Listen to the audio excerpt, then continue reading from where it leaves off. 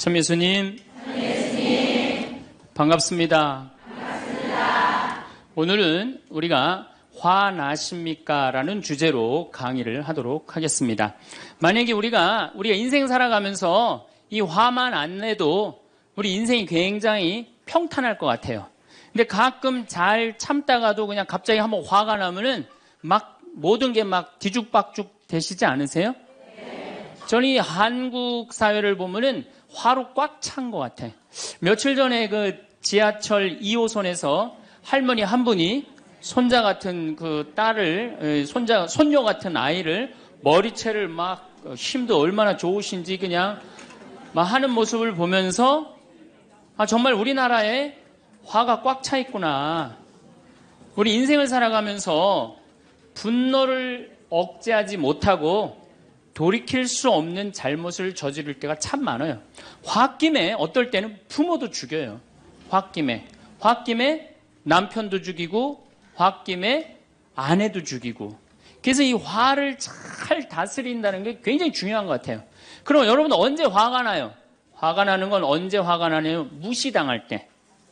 남편이 시댁 식구들 앞에서 아니면 성당 모임에서 우리 마누라는 할 줄 아는 게 아무것도 없다.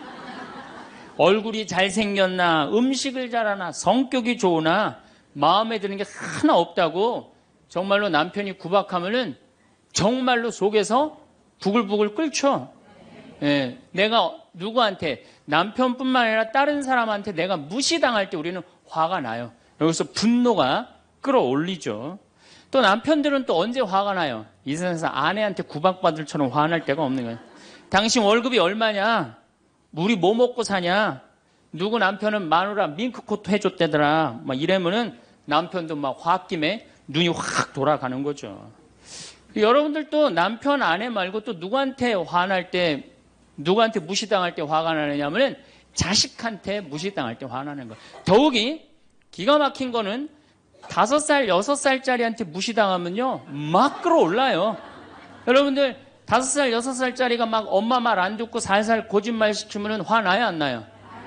뻔히 이놈이 거짓말 하는 거 아는데도 살살 거짓말 시키면 엄마는 막 화가 나요. 그래갖고 엄마가 막 자백하라고 그러죠. 너 이게 거짓말 아니냐고. 그럼 애는 끝까지 감춰요. 그럼 엄마는 그거 감추는 게 화가 나갖고 애를 막 두들겨 패죠. 근데 사실은 여러분들 그 아이들한테 화나는 거는 애가 문제가 있어서 여러분들 마음 안에 화가 꽉 차 있어서 그래요. 아니 그 5살, 6살짜리가 거짓말하면 얼마나 하겠어요. 그리고 자기가 잘못하면은 거짓말하는 건 인간의 본능이에요. 여러분들 국회의원들 청문회 볼 때 보면 거짓말 해야 안 해요? 장관 후보자들 청문회 할 때 보면 거짓말 해야 안 해요? 아니 그렇게 대단한 자리에 올라간 사람도 거짓말하는데 5살, 6살짜리가 거짓말한다고 그게 화가 나갖고 두들겨 패고 그러면 안 되죠. 그리고 뻔히 얘가 거짓말하는 거 알면서도 확인한다고 계속 자백해라, 이 진실을 말해라. 내가 보니까 거짓말하는 애가 나쁜 게 아니라 그렇게 몰아채는 엄마가 훨씬 나쁜 거예요. 그래갖고 마음 안에 뭐가 있느냐면은 너 한 번만 걸리기만 해봐라. 내가 가만히 두나 봐라. 그래갖고 한 번 걸리면은 한 번만 걸리기만 해봐라라고 95%의 엄마가 별론데요, 자식들한테. 그리고 걸리면은 두들겨 패는 엄마가 한 50%가 두들겨 팬대요. 어렸을 때 자식들한테. 이게 문제죠. 예. 또 누구 때문에 화가 나요, 여러분들? 죽지도 않는 시어머니 때문에 열받잖아요. 그냥 막 90, 100살이 됐는데도 그냥 안 죽고 그냥 건강하고 배고프다고 그러고 밥 내놓으라고 그러고. 또 우리 또 할머니들은 누구 때문에 화나요? 내 마음 몰라주는 며느리 때문에. 그러니까 사실은 화는 어디서 가장 많이 나느냐면 가정 안에서 가장 많이 나는 것 같아요. 다른 데보다는 가정 안에서 자식 때문에, 남편 때문에, 부모 때문에, 아니면 며느리 때문에 화가 나는 거죠. 화는 날 때 보면 작은 일로 시작해서 크게 터집니다. 되게 아무것도 아닌 일로 화를 내기 시작해서 나중에 크게 터져. 그 화나는 걸 보면은 다이너마이트 이렇게 타들어가는 거 보시죠? 도화선 싹 타들어가다가 마지막에 터질 때는 어때요? 산도 무너뜨리고 막 굴도 막 만들어내고 그러잖아요. 그러니까 우리가 화가 날 때는 그 다이너마이트 도화선에서 살살살살 탈 때 그때 꺼야 돼.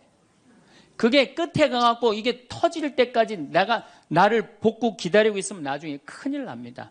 여러분들 처음에 집에서 불이 났을 때, 조그만 불이 났을 때 빨리 끄면은 그 다음에는 번지지도 않죠. 근데 끄지 않고 그냥 막 계속 놔두면은 나중에 불이 커지면 그땐 끄고 싶어도 꺼요, 못 꺼요? 못 끄는 거예요. 그러니까 화라는 거는 잘 빨리 다스리는 훈련이 필요한 거예요. 내가 김치찌개 저녁에 요즘 배춧값이 너무 뛰었다고 그래서 딴 데 이 배춧값 신경 쓰느냐고 김치찌개를 좀 짜게 끓였어. 남편이 딱 한 숟갈 먹어보니 이놈의 마누라 맨날 끓이는 김치찌개 하나 제대로 못 끓이느냐고. 그럼 부인이 여보 미안해. 요즘 배추 한 포기에 15,000원이래. 그래서 내가 어떻게 올 겨울에 김장을 할까? 그걸 고민하다가 간 보는 걸 깜빡했어. 그러니까 오늘은 다른 반찬하고 먹으면 다른 날은 내가 맛있게 해줄게. 이렇게 말하는 마누라는 한 명도 없어요. 당신이나 외식 시켜줘 봤어? 아니 김치찌개가 짠 날도 있고 맛있는 날도 있죠. 어떻게 맨날 당신 입에 딱딱 맞춰서 끓여주느냐고. 그럼 남편이 외식도 못 시켜주고 그래서 좀 미안해갖고 다른 반찬하고 먹으면 다행인데 남편 절대 안 지죠. 너는 맨날 집에서 텔레비전만 보고 해는 일이 뭐 있느냐고. 집안 청소를 제대로 하느냐, 반찬을 맛있게 하느냐. 그러면은 부인이 당신이 나 옷 하나 제대로 안 사주고 그래서 나 텔레비전에서 그거 내 아이 쇼핑 하는 거다. 그럼 또 남편이 넌 시집 올 때 해갖고 온 게 뭐가 있는데. 이러면은 점점 김치찌개로 시작해서 부부 능력 시집 올 때까지, 그리고 이제 나중에는 이렇게 사느니 너 죽고 나 죽자. 그래갖고 여러분들 뉴스 보도를 보면요, 자세히 보면요, 이런 뉴스가 굉장히 많이 나요. 아파트 15층에 느닷없이 14층에서 불이 나요. 그래갖고 소방관들이 와서 불을 끄고 주위 사람들 증언을 들어보면은 밤새 고함 소리가 오고 가고 난 뒤 불길이 치솟았다.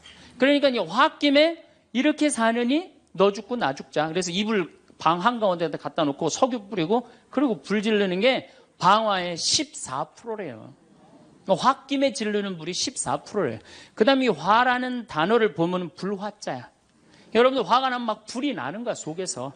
이거를 다스리지 못하고 이거를 끄지 못하면은 우리가 점점 크게. 근데 화는 내면 낼수록 문제가 해결될까요? 문제가 꼬일까요? 화는 내면 낼수록 문제가 꼬여요. 제가 20년 전에 제가 알던 분 시동생이야. 이 양반이 굉장히 다혈질이었어요. 성탄절 전날 불법 유턴을 하다가 걸렸어요. 걸려갖고 정경이 딱 잡아갖고 불법 유턴했습니다. 벌점 15점에 벌금 7만 원입니다. 나는 안 했다. 내가 분명히 봤습니다. 이놈의 새끼 안 했다는데 왜 자꾸 그러느냐? 너 경찰서장이 누구냐? 누굽니다. 그래 마침 친구였나 봐요. 내 친구인데 너 가만히 안 놔두겠다고 귀싸대기를 때렸어요. 정경 귀싸대기를. 그랬더니 정경이 가만히 있어요. 공무집행방해로 철창에 집어넣어버렸어요. 그래서 거기서 길길이 뛰다가 그 자리에서 뇌출혈로 죽었어요. 불법 유턴한 거 하나 때문에. 근데 우리는 그런 일들 참 많아. 옛날에도 공중전화 오래 한다고 그런 사건도 있었죠. 그냥 아무것도 아닌데 그냥 조금만 한 번만 내가 이 고개를 숙이면 되는데. 저도 강의 다니느냐고 멀리 강의 갈 때 시간은 다가오고 차는 막히고 그러면 제가 불법 유턴도 많이 하고 빨간불일 때 건너도 많이 가요. 정말로. 왜냐하면 나를 기다리는 분이 보통 500명, 1000명인 경우가 많잖아요. 서울 올 때가 제일 그럴 때가 많아요.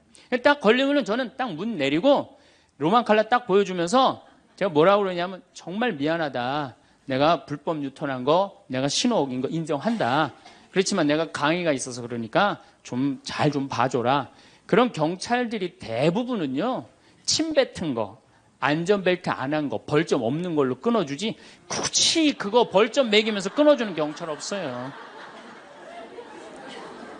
인생 살아가면서 고개를 한 번만 숙이면은 문제가 해결될 때가 너무 많아요. 근데 그 한 번을 숙이는 게 우리가 안 될 때가 참 많아요. 가끔 잘 하다가도 어느 날 안 숙여지는 날이 있죠.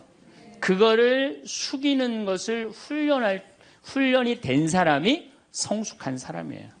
그 사람이 정말로 어디다 내놔도 그 사람 문제 없이 살 사람이에요. 화날 때마다 그냥 막 집어 던지고 막 그러는 사람 주위에 친구 하나도 없어지죠. 또 우리가 언제 화가 나요? 식구 가운데 자기만 손해보고 희생한다고 생각할 때 화나요, 안 나요? 오빠는 대학 보내고 나는 고등학교밖에 안 보냈어. 그럼 부모님한테 막 화가 나요, 안 나요? 나죠? 성당에서도 화날 때가 언제예요? 나는 성모에서 맨날 부엌에서 그냥 겉절이 김치 담그고 그냥 맨날 하는데 그냥 반찬 다 만들어갖고 내놓으면은 생전 성당에도 안 보이던 여자가 그냥 싹 여우같이 차려입고 와갖고 그거 딱 차려놓은 거 딱 들고 신부님 앞에 딱 가서 거기서 그냥 헤거리고 그거 주워 먹어본 거 보면은 이 식당에서 나는 그냥 완전히 그냥 식순이로 그냥 하다가 그냥 그거 보면 화 나요, 안 나요? 나죠? 내가 손해본다고 생각할 때 화가 나는 거예요. 성당 공동체에서 제일 미치는 건 뭐냐 하면은 누군가 자기를 비난하고 다니고 있어. 근데 그 사람이 누군지를 모르겠어. 나를 두고 분명 욕을 하는데 그럴 때 화가 나요, 안 나요? 날 때 많죠. 열받는 분 계신가 보다. 내가 시집가서 내 시동생 어버 키우고 대학 보내고 장가 보내고 시누이도 그렇게 시집 다 내보냈어. 그래갖고 정말로 똥구멍이 찢어지게 가난한 집에 이 집에 와갖고 정말 다 이렇게 하고 다 먹고 살 만큼 해놨어. 그런데 환갑이 됐어.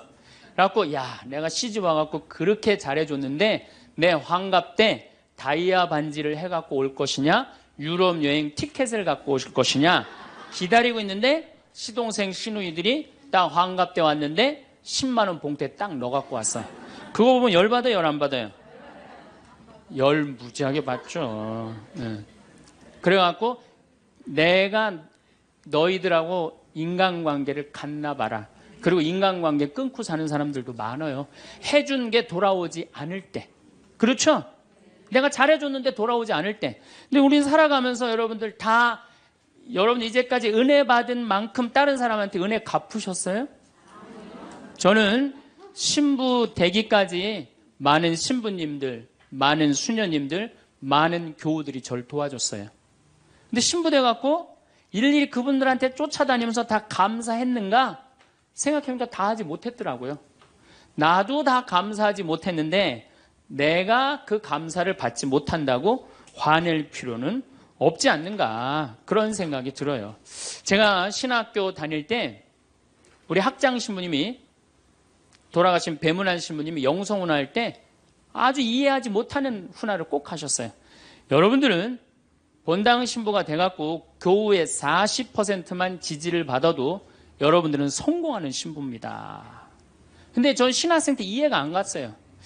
신학생 때 왜 이해가 안 갔느냐 하면은, 내가 신학생 때 인기가 얼마나 좋았느냐 하면은 막 방학 때 가면은 주일학교 애들이 막 매달려갖고 길을 못 갔어요. 지금이야 뭐 이상한 세상이 돼갖고 그러지 못하지만은 25년 전만 해도 애들이 신학생들을 얼마나 매달리고 좋아했어요. 초등학교 애들이. 중고등학교 애들은 내가 방학 끝나고 신학교 돌아가면은 애인 군대 보내는 것처럼 그렇게 섭섭하고 편지 보낸다고 그러고 학사님 보고 싶다고 그러고, 본당에서 아줌마들은 나보면 죽어. 좋아서. 그런데 신부가 돼갖고 교우의 40%가 나를 지지해주지 않는다? 신학생 때도 인기가 이 정도라면 본당 신부 돼갖고 인기가 더 높을 거 아니에요. 그래서 신학교 그 영성훈화를 이해를 못했어요. 근데 막상 제가 신부가 되고 보니 교우의 40% 지지받는 거는요, 하늘의 별 따기보다도 어렵더라고요. 왜냐하면은 우리나라 지금 통계적으로 미사 참여율이 25% 나와요. 그러니까 정말로 그 신부님이 지지받는 신부님이다, 제대로 40% 지지받는 신부님이다, 그러면은 교우의 40% 미사 참여율 나와야 될 거 아니에요. 그러니까 교우가 1000명이라면 400명은 나와야 될 거 아니에요. 2000명이라면 800명이라면 나와야 되는데 2000명 중에 800명 나오는 본당은 없어요. 2000명이라면 한 500명 정도, 600명 정도 나와요. 많이 나와요. 우리나라 평균적으로. 그러니까 40% 지지받는다는 게 어려워. 예수님은 나 환자 10명 고쳐줬는데 몇 명 돌아왔죠? 한 명 돌아왔어요. 그러니까 여러분들이 여러분들 주위에 있는 사람들 10명한테 잘해줬어. 10명한테 잘해줬는데 9명이 돌아오지 않는다고 해서 섭섭할 필요가 없다는 얘기죠. 그 한 명이라도 돌아오면은 다행인 거예요. 그러니까 모든 사람들한테 인정받는 일이 쉬운 일이 아니다. 많은 사람들 화나는 경우가 어떤 경우가 여러분들 화가 많으냐면 자기가 완전한 사람이라고 생각할 때, 자기 판단이 옳다고 생각할 때, 그걸 옳다고 믿을 때 화가 나요. 많은 분들이 어떤 경우가 있느냐면은 내가 관상 좀 볼 줄 아는데 그 사람 틀렸어. 아니면 내가 관상 좀 볼 줄 아는데 그 사람 진짜 괜찮은 사람이야. 이 중에 관상 못 보는 사람 어디 있어? 50년, 60년 살으면은 딱 보면 다 알지. 그렇죠? 그런데 그게 맞는 경우도 있고 틀리는 경우도 참 많아요. 근데 우리는 어떤 착각을 갖고 있냐면 내가 적어도 판단하는 건 맞다고 생각해요. 다 여기 저를 포함해서 여러분들 모두가 그런 생각을 해요. 근데 그게 허물어졌을 때 화가 나는 거예요. 그게 허물어졌을 때. 제가 지난달에 뉴욕에 강의를 갔었어요. 퀸즈 성당이라는 데서 강의를 했는데 교우들이 진짜 많이 나왔어요. 정말로 꽉 찼어요.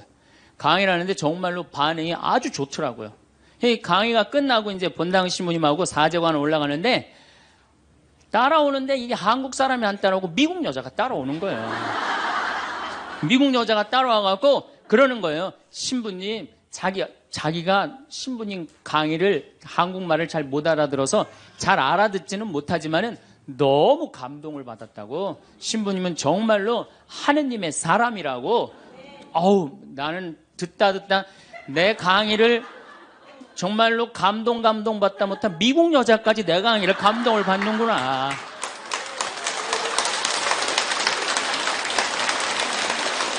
그래갖고 기분이 너무 좋아갖고 이제 그 여자하고 얘기를 하고 있는데 본당 신부님이 자꾸 나를 끄는 거예요. 사정안에 빨리 가자고. 나 지금 미국 여자하고 얘기하는데 지금 본당 신부님이 내 팔을 자꾸 끄는 거예요. 그래갖고 아니 신부님 나 좀 빨리 가자고. 본당 신부님이 가자고 그랬는데 어떻게 가자고 그랬더니 본당 신부님이 조금 지나가더니 신부님이 그러는 거예요. 신부님 저 여자 이거라고 이거.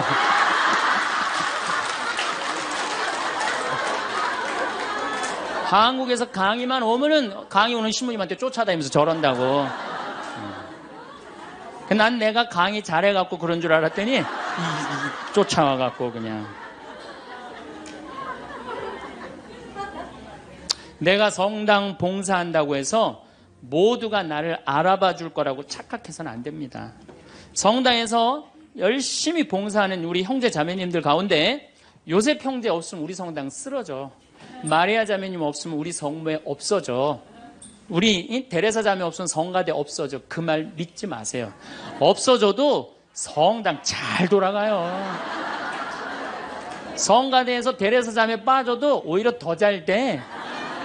그러니까 내가 그렇게 대단한 인정을 받는다고, 내가 그런 자리에 차지한다고 생각하는 그때부터 내가 불행해지기 시작하는 거예요. 제가 늘 가끔 드리는 말씀이지만은 제가 작년 5월 달에 서울 오금동 성당에 강의 갔어요. 강의를 갔는데 그때도 막 많이 모였어요. 여러분들만큼. 그때는 베드로 얘기를 했어요. 베드로가 여러분들 굉장한 분이에요. 만약에 예수님한테 베드로가 없었다면 예수님이 없을 정도로 베드로는 예수님한테 절대적인 존재였어요. 막 그런 얘기를 막 하고 막 그러는데 교우들이 반응이 대단히 좋았어요. 그래갖고 이제 1강의가 끝나고 쉬는 시간이 됐는데 22년생 할머니야. 머리가 하얀 할머니가 자기가 돌아가신 추기경 형님하고 동갑이라는 거예요. 근데 추기경 형님이 항상 자기하고 친한데 동창이라고 그랬다는 거예요. 추기경 형님, 김수환 추기경 형님이. 근데 자기는 그때 할머니가 88살 정도 됐던 걸로 기억이 나요. 88년 동안 살면서 이렇게 훌륭한 신부님 강의 처음 들었다는 거예요. 이야, 내가 정말로 인기가 많은가 보다. 그래갖고 할머니가 신부님 손을 한 번만 잡으면 죽어도 여한이 없다는 거예요. 이제 이 나이에.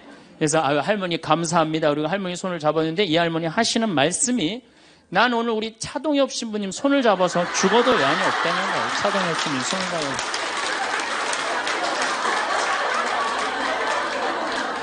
그래서 제가 그랬죠. 할머니, 저는 차동엽 신부가 아닙니다. 저는 황창현 신부입니다. 그렇게 분명히 말씀을 드렸는데 이 할머니는 황창현이라는 사람 알지도 못하는 거예요. 그래갖고 또 뭐 상담하고 싶다는 분들이 있어서 상담을 쭉 하고 있는데 저쪽에 있는 할머니가 안 가고 기다리고 계시더라고요. 사람들이 다 떠나는데 할머니가 또 오셨어요. 이 유명한 신부님 손 한번, 우리 차동엽 신부님 손 한번 더 잡아보자고.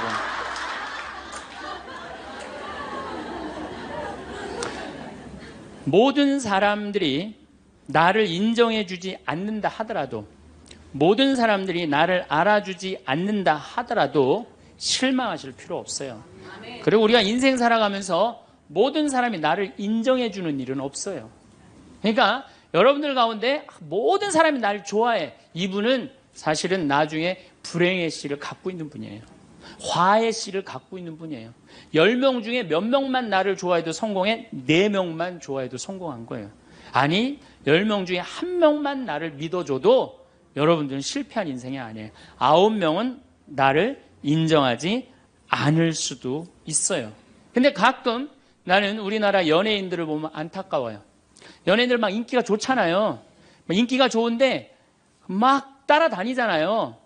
막 따라다니는데 그 연예인들 따라다니는 사람들을 보면은 많이 따라다녀 500명, 1000명이야. 그러면은 국민의 5천만 명의 국민 중에 1000명 따라다니는데 그 1000명 속에서 자기가 인기가 완전히 있는 줄 아는 거예요. 완전히 그 1000명 속에서 파묻혀갖고 4999만 9천명은 그 사람이 누군지도 모를 수 있어요. 그렇지 않아요? 여러분 요즘 연예인들 막 때로 나와갖고 뛰어다니고 막 춤추는 거 보면 구분돼요, 안 돼요? 난 아무리 알아보려고 그래도 나도 이제 늙어가기 시작하니까 이게 누가 누군지 모르겠더라고요. 나하고 그 사람들하고 아무 상관없어. 그러나 연예인들은 그런 생각을 안 해요. 자기가 모든 사람들한테 인기가 있다고 착각을 해요. 그런데 갑자기 댓글에 그게 노래냐, 그게 춤이냐, 그게 연기냐 이런 악성 댓글이 올라오면 그때부터 미치는 거예요. 그래갖고 그 악성 댓글을 올려봤자 내가 보기에는 정신 나간 사람이 올리거나 아니면은 자기 마음에 안 드는 사람 올리는데 많이 올려야 50명, 100명도 안 올릴 거예요. 자기를 좋아하는 연예인들은, 저 일반 대중들은 보통 한 5,000명, 10,000명 되면은 그런 악성 댓글을 올리는 사람은 10명, 20명도 안 될 거예요. 근데 그거에 스트레스를 받아갖고 목매갖고 자살하는 연예인들이 참 많아요. 그럴 필요 없다는 거예요. 최진실 씨가 세상 떠난 지 벌써 이제 2년 됩니다. 참 안타까운 연예인이에요. 나는 최진실 씨하고 나이하고 비슷한 연배. 우리 어렸을 때 인기 최고였어요. 정말로. 정말 앞으로도 더 연애 활동을 했으면 우리한테 큰 기쁨을 줬을 거야. 근데 최진실 씨를 좋아하는 사람은 국민이 나를 포함해서 한 3천만 명은 될 거예요. 근데 최진실 씨가 세상 떠날 때 악성 댓글을 한 사람은 4사람밖에 안 돼요. 너무너무 안타깝죠. 그러니까 우리가 살아가면서 여러분들도 여러분들한테 막 나쁜 소리를 하는 사람은 한둘이야.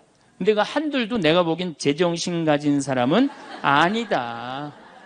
그러니까 모든 사람들한테 내가 인정받지 못한다고 그래서 화낼 필요는 없다. 제가 17년 전, 벌써 18년 전이네요. 철산성당이라는 경기도 광명 보좌신부를 했어요. 보좌신부를 했는데 거긴 교우가 14,000명이야. 14,000명. 예비자 교리반을 딱 맡았는데 100명이 딱 있는 거예요. 새로 신부는 됐지. 그냥 교리 교환을 신학교 때 얼마나 공부를 열심히 하고 준비를 열심히 했어요. 100명이 있으니까 기분이 너무 좋더라고요. 그래서 그냥 교리를 그냥 얼마나 열심히 했는지 몰라요. 근데 한 달이 지났는데 늘어나도 전찬을 판국에 아니 이게 줄어들기 시작하는 거예요. 90명으로 줄어드는 거예요. 2달이 지났는데 80명으로 줄어드는 거예요. 3달이 지났는데 진짜 딱 반토막이 나더라고요. 50명으로. 그랬더니 봉사자들이 맥주하고 안주를 사갖고 와서 나를 위로해 주는 거예요. 신부님 실망하지 말아라. 원래 교리반이 이렇게 어중이 떠중이 다 떠나고 이렇게 오리지널만 3개월 지나면 딱 남는다. 그리고 실망하지 말으셔야 되는 이유가 수녀님 반은 더 떨어졌다. 그러니까 실망하지 말아라. 그때 제가 뭐라고 그랬냐면 여러분들은 요한복음 6장도 읽어보지 않았느냐. 요한복음의 6장에 무슨 얘기가 나오는 예수님이 5,000명 먹인 기적 얘기가 나와요. 근데 요한복음 4장에 보면 예수님이 죽어가는 고간의 아들을 살려요. 그냥 예수님 활동하자마자 첫 기적은 요한복음에서 첫 기적은 가나의 술 많게 하는 기적이고, 두 번째 기적이 뭐냐면은 죽어가는 고간의 아들을 살리는 거예요. 그럼 죽어가는 고간의 아들을 여러분들 본당 신부가 새로 발령받아 와서 내 아들이 암으로 막 죽어가. 근데 신부님이 가정방문 와갖고 내가 안수기도 한번 해볼게. 그래갖고 안수기도를 해줬는데 암으로 막 죽어가려고 그러는 아들이 살아났어. 그럼 그 신부님 인기가 본당에서 어떨 것 같아요? 성당 안 나오던 교우들도 그 신부님 구경하러 다 나올 거 미사 참례. 예수님 엄청나게 따라다녔어요. 그런데 요한복음 5장에 보면 예수님이 38년 동안 벳자다 연못에서 누워있던 사람을 지나가다가 측은한 마음이 들어서 일으켜 세워요. 근데 신부님, 우리 시어머니는 중풍으로 38년 동안 누워있었다고? 그럼 내가 또 한번 안수기도 해볼게. 가서 안수기도 했는데 시어머니가 38년 만에 일어났어. 그럼 본당 신부님 인기는 하늘을 찌르는 게 아니라 하늘을 뚫고 올라갈 거예요. 그 정도로 예수님 인기가 그렇게 좋았어요. 그래갖고 이 사람들이 예루살렘에서 예수님이 그런 기적을 하셨는데 예수님을 갈릴레아 호수까지 몇 명이 따라가느냐면 5천 명이 따라갑니다. 자기네들 스스로 제자라고 그러면서 5천 명이 따라가요. 5천 명이 따라가는데 보니까 3일 동안 이 사람이 밥을 못 먹어. 그러니까 예수님이 빵 5개, 물고기 2마리로 5천 명을 먹여요. 그러니까 당시 유대인들이 뭐라고 그러냐면 우리가 드디어 기다리던 왕이 왔다. 왕으로 억지로라도 모시자. 그래요. 그러니까 예수님이 딱 사라졌다가 저녁에 딱 나타나는데 갈릴레아 호수에 나타나는데 성서에 25에서 30 스타디온 정도 배가 떨어져 있었다고 그랬어요. 그럼 완 스타디온은 얼마냐? 한 200m 정도를 완 스타디온, 한 스타디온이라고. 여러분들 스타디온이 어디서 온 말이에요? 스타디움 한 바퀴를 돌고 있습니다. 그러잖아요. 그 스타디움이 성서에서 나오는 스타디온에서 나온 얘기예요. 그러니까 한 스타디온은 한 200m 정도 되는 거예요. 그걸 30 스타디온을 걸었다면은 얼마를 걸은 거냐면은 6km를 걸은 거, 무리를 쫙. 미치는 거죠. 사람이 무리를 걸은 거를 보면 미치지 않아요? 만약에 여러분들 내가 강의한다고 저 뒤에서 걸어서 안 들어오고 공중부양으로 떠서 쫙 들어온다고 생각을 해봐. 강의할 필요 있어요, 없어요? 잠깐 떴다가 그냥 쫙 나가면 그걸로 끝이지.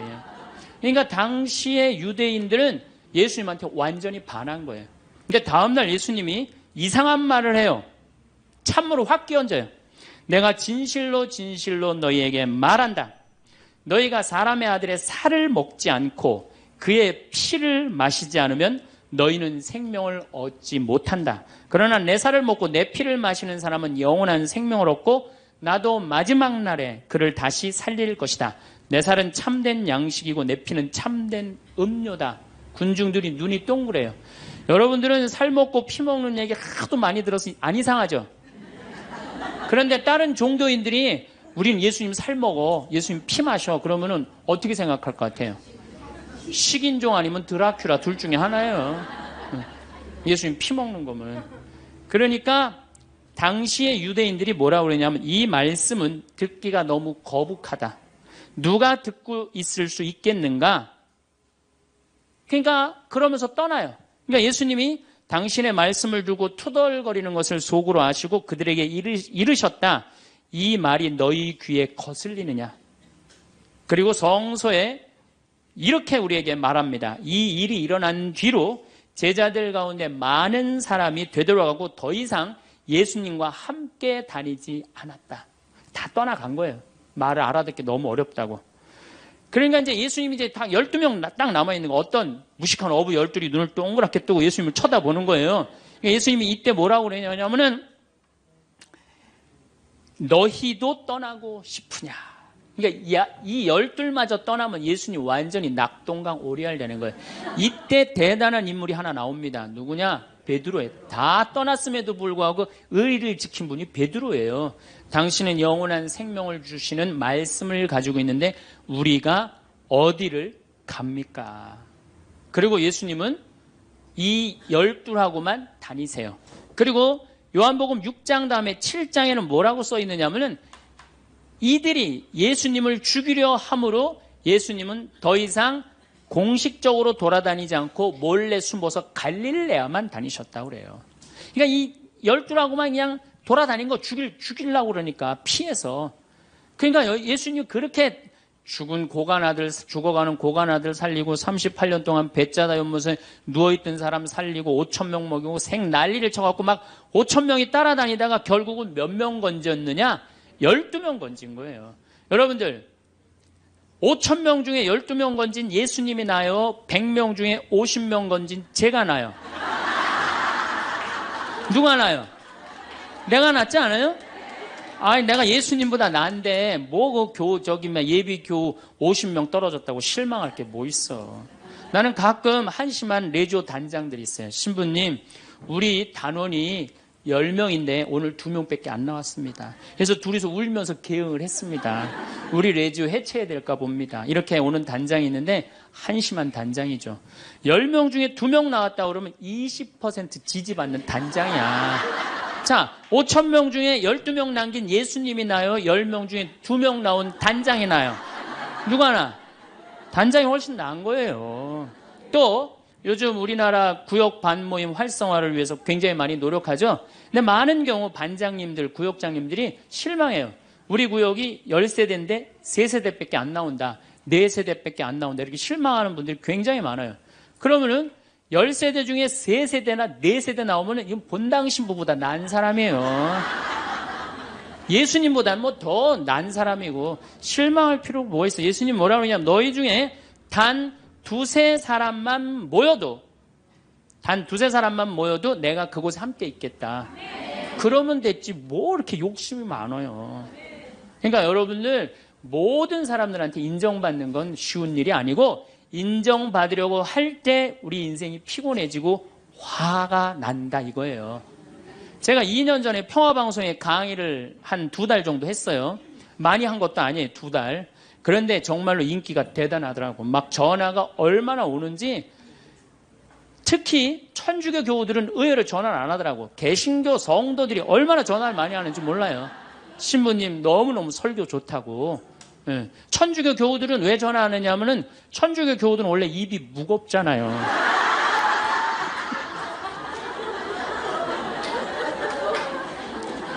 급기야는 목사님이 전화를 하셨어요. 신부님 우리 교회에 와서 설교를 주일 예배에 좀 해달라는 거예요. 그래서 제가 주일 예배에 가서 설교를 했어요. 그때 이번에는 천안에서 스님이 전화를 하셨어요. 우리 절에 와서 설법을 해달라고. 더욱이 나는 그 주지 스님을 아직도 잊지 못하는데 참 좋으세요. 겸손하시고. 상좌에 앉혀서 제가 설법도 주일날 했어요. 뭐 인기가 뭐 천주교, 개신교, 불교 막 올라가는 거예요. 기분이 끝내줬는데 갑자기 전화가 한 통 왔어요. 평촌에서 사는 할머니야. 근데 이 할머니가 전화를 우리 직원한테 황창현 신부를 바꾸라고 전화가 온 거예요. 근데 문제는 황창현 신부님을 바꾸라는 건 좋은 말 하려고 전화한 거예요. 근데 황창현 신부를 바꾸라는 건 따지려고 전화한 거예요. 전화를 딱 받았더니 당신은 정의구현 사제단이냐 딱 그렇게 물어보는 거예요. 그래서 난 정의구현 사제단이 아니다. 그랬더니 정의구현 사제단도 아닌데 왜 운하를 반대하느냐. 우리나라 경제가 살려면 운하를 해야 된다. 젊은 신부가 경제도 모르고 사회도 모르고 정치도 모르는 신부가 방송에 나와서 운하가 안 된다고 1시간 동안 떠들면 되겠느냐. 그리고 당시 수원교구 주보에다가 운하 안 된다고 한 달을 주보에다 써내는데 그 60만 명, 70만 명이 있는 주보에다 그런 글을 쓰면 되느냐. 그리고 당신 앞에 행복론 강의도 하나도 재미없었다. 나와서 방송 나와서 강의하지 말아라. 그래서 전화를 탁 끊는 거예요. 제가 기분이 좋았겠어 나빴겠어요? 기분은 나빴지만 그 할머니 때문에 화를 주체하지 못해서 내가 목을 매갖고 자살을 해야 되겠다. 이 생각은 안 했어요. 생각이 다 틀린 거예요. 생각이 틀리고 상황이 다 틀린 거예요. 내 강의를 듣는 사람이 10,000명이라면 10,000명 중에 5,000명은 나하고 생각이 같을 수 있어요. 근데 5,000명은 나하고 틀릴 수 있어요. 5,000명이 틀리다고 그 5,000명 때문에 화낼 필요는 없다. 아, 나하고 틀릴 수도 있구나. 이렇게 생각하면 마음이 편안하거든요. 근데 그런 것 때문에 뭐 화를 내고 열낼 일이 뭐가 있어요. 또 한 번은 내가 노인에 대한 강의를 했어요. 우리 이제 안 죽는다. 우리 이제 100살까지 산다. 110살까지 산다. 그러니까 자식들한테 재산 물려주지 말고 다 여러분 위해 쓰다가 죽어라. 그리고 통장에 얼마만 남기면 되냐? 500만 원만 남겨라. 500만 원만. 그렇게 마음껏 쓰다가 죽을 때는 돌아다니다 지치면은 그냥 죽을 땐 꼴까닥 죽어라. 네, 이렇게 강의를 했더니 정말로 할머니들이 이번에는 전화를 무지하게 하는 거예요. 너무너무 내 노년을 확실히 알려줘서 고맙다고. 이번엔 순천에 있는 할아버지가 전화를 하셔서 신부님, 저는 70 먹은 노인인데 침례 교회를 다닙니다. 근데 신부님 강론을 듣고 가슴이 뻥 뚫렸다는 거예요. 내가 남은 인생 30년이나 남았는데 어떻게 살아야 되는지 너무너무 잘 들었다고. 근데 신부님이 다음 주에 이제 돈 다 쓰다가 꼴까닥 죽는 방법을 알려준다고 그랬는데 그 주간에 당신이 어딜 가갖고 못 들었대, 내 강의를. 그래갖고 꼴까닥 죽는 방법을 알려달라고 전화를 했더라. 이야, 정말로 순천의 할아버지도 나한테 전화를 기분이 너무너무 좋더라고요. 근데 하느님은 참 짓궂게도 그 전화 끊자마자 이번에는 저 부산에서 전화가 왔어요. 황창현 신부를 바꾸라고. 전화를 딱 받았더니 당신이 황창현 신부냐고. 내가 황창현 신부라. 당신 요즘 왜 그런 강의를 방송에서 나와서 해서 집안을 평지 풍파를 일으키는 거야. 그러니까 내 강의를 듣고 시어머니일 거예요. 시어머니가 내 강의를 듣고 며느리를 불러서 한 소리 한 거지. 나 안 죽는데더라. 너 나 위에서 쓰다가 나 통장에 500만 원만 남길 테니까 나한테 유산 받을 생각 꿈도 꾸지 말아라. 그렇게 이제 얘기를 한 거야. 그러니까 그냥 열받으니까 나한테 전화를 한 거죠. 그런 강의 하지 말라고. 그리고 그 다음에는 한마디 더 하더라고요. 당신 강의하는 거 재수없다고 그랬죠.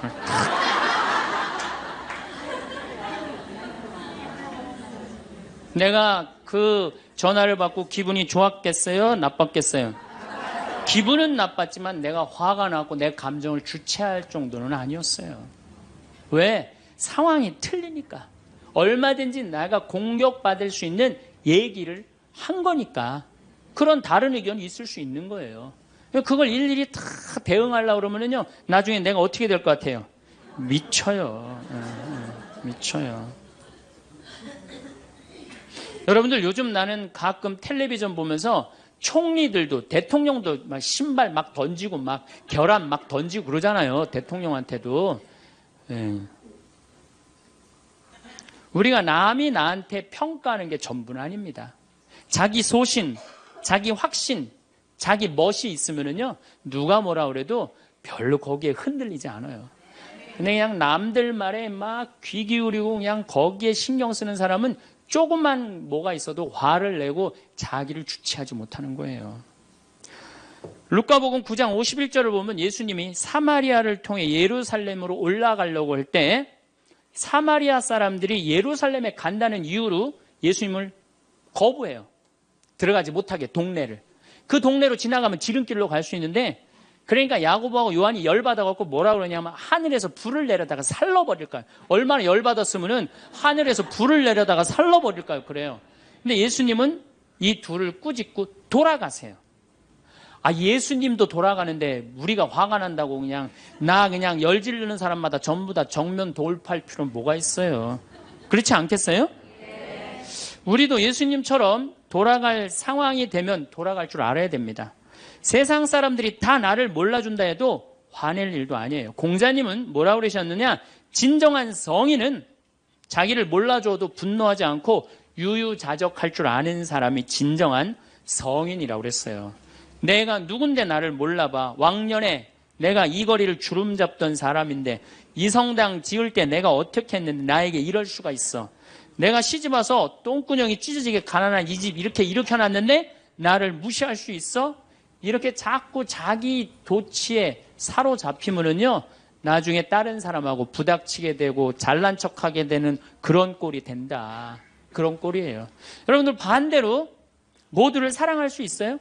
내가 모든 사람들한테 사랑받을 수도 없지만은 반대로 사랑할 수 있느냐? 다 사랑할 수 있어요? 쉽지 않죠? 내가 본당 신부 해보니까 다 사랑하는 사람이 있긴 있더라고요. 누가 다 사랑하느냐면 머리에 꽃 꽂은 여자가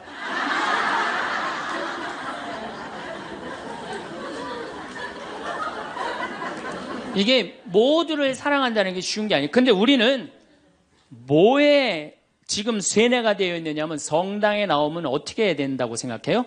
모두를 사랑해야 된다고 생각하지 않아요? 나를 괴롭히는 사람, 나를 미워하는 사람, 나한테 힘들게 하는 사람 다 사랑해야 된다고 생각해요? 그렇게 생각하잖아요. 그리고 은연중에 그런 교육을 받았어요. 은연중에. 근데 성서에 모두를 사랑하라는 구절은 없어요. 서로 사랑하라고 그랬지 모두를 사랑하라고 하는 구절은 없어요.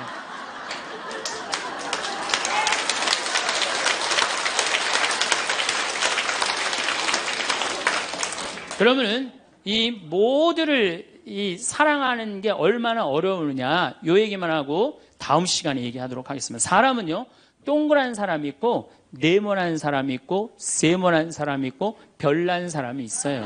그렇죠? 근데 꼭 사람 중에 삐죽한 사람이 있어. 삐죽한 사람. 말 한마디라도 꼭 아프게 하는 사람이 있어요. 그래갖고 내가 이제 마음 먹고 파마를 싹 했단 말이야. 마음 먹고. 그래갖고 이 동그란 사람이 파마를 딱 했는데 삐죽한 놈이 딱 와서 한마디 합니다. 파마를 왜 그렇게 했어? 얼굴이 떡판 같아 보이잖아. 그럼 이 동그란 사람 피가 뚝뚝 떨어져요? 안 떨어져요? 뚝뚝 떨어지는데 동그란 사람 특징은 뭐냐? 남한테 싫은 소리 하면 안 되는 줄 알고 있는 거예요. 그러니까 동그란 사람이 그렇게 내 가슴에 피가 떨어지면 한마디 해줘야 될 거 아니에요. 내가 떡판이든 뭐든 네가 무슨 상관이냐 이렇게 얘기를 해야 되는데 동그란 사람은 파마를 왜 그렇게 해서 얼굴이 떡판 같잖아. 그러면 동그란 사람이 뭐라고 그러냐면 그러게 해다 보니 그렇게 됐네. 그리고 어디 가서 울기 시작하냐면 성당에 가서 울기 시작하는 거예요. 예수님 저 삐죽한 여자가 나보러 떡판이래요. 근데 예수님 당신이 정말로 십자가에서 참고 인내하고 용서하고 사랑했으니까 나도 참고 용서하고 인내하고 사랑할게요. 그래갖고 그냥 겨우 어떻게 주체할 수 없는 걸 다스려갖고 고해성사를 봤어. 고해성사를 봐갖고 용서를 했어. 자기하고 예수님하고 신부님하고는 화해를 했는데 그 삐죽한 사람하고는 화해했어 안 했어요? 삐죽한 사람은 찔렀는지도 모르고 몰라요. 그 사람 피가 흐르는지도 몰라요. 그런데 더 동그란 사람 미치는 건 뭐냐면 그렇게 찔러놓고 딴 데 가고 막 헤헤거리고 또 수다 떨면은 동그란 사람이 속으로 무슨 생각이 들어요? 넌 웃음이 나오니? 난 지금 피가 뚝뚝 흐르는데. 가을이 돼갖고 그냥 또 그냥 마음 먹고 성당을 나왔는데 삐죽한 놈이 동그란 사람한테 한마디 또 합니다. 아니 요즘 남편이 돈 못 벌어? 옷을 왜 이렇게 후줄그리하게 입고 다녀? 그러면 또 피가 뚝뚝 떨어지는 거야. 이 동그란 사람 여러분들 삐죽한 사람 만나야 돼? 만나지 말아야 돼? 만나면 안 돼요. 이 삐죽한 놈 누구 소개시켜줘야 되냐면 별난 놈 소개시켜줘. 별난 놈. 찔러도 안 나오는 별난 놈. 이런 놈 소개시켜줘야지 어떻게 모두를 사랑할 수 있어요. 그거는 불가능한 얘기예요. 모두를 사랑한다는 거. 그러니까 여러분들 오늘 이후로 나는 모든 사람을 사랑할 것이다. 그러면 나중에 누가 망가지냐면 내가 망가져요. 네. 모두를 사랑하면서 자기가 완전히 망가지는 거예요. 모두를 사랑하면서 기쁨은 다행인데 모두를 사랑하면서 그걸 끌어안느냐고 속에서 부글부글 끓어. 그냥 화가 꽉 차 있는 거죠. 그러면은 다음 시간에 정말 모두를 사랑하는 일이 얼마나 어려운 일인지 이야기 나누도록 하겠습니다. 감사합니다.